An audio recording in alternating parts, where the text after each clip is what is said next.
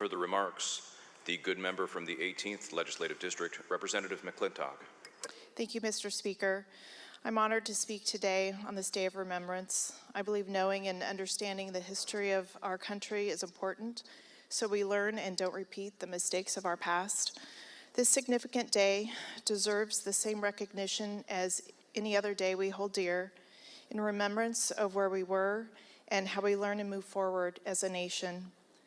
As this resolution states, on February 19, 1942, President Franklin D. Roosevelt issued Executive Order 9066, which authorized the United States military to forcibly remove and incarcerate more than 120,000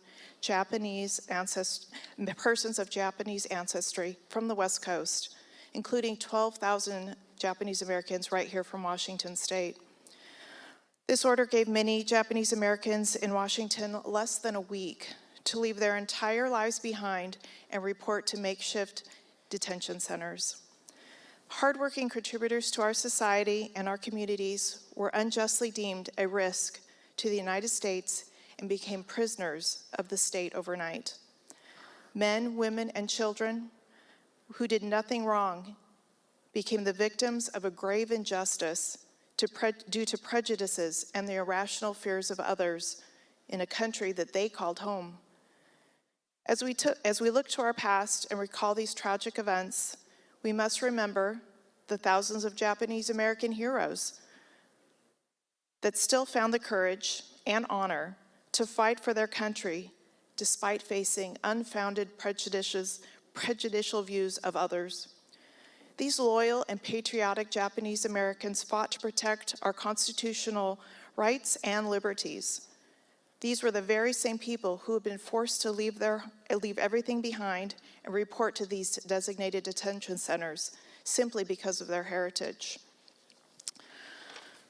Their contributions cannot be understated, as these segregated Japanese American volunteers were some of the bravest and most decorated soldiers in the war.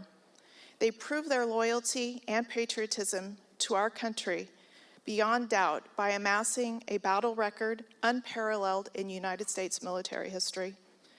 Although we remember this day for the terrible events that occurred, we also honor the thousands of volunteers who had enough courage and love for their country to sacrifice everything to defend its freedoms, the very same freedoms that they had been so unjustly denied.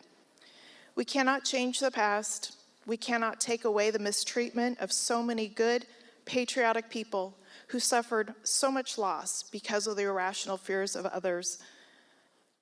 But we can learn from our past.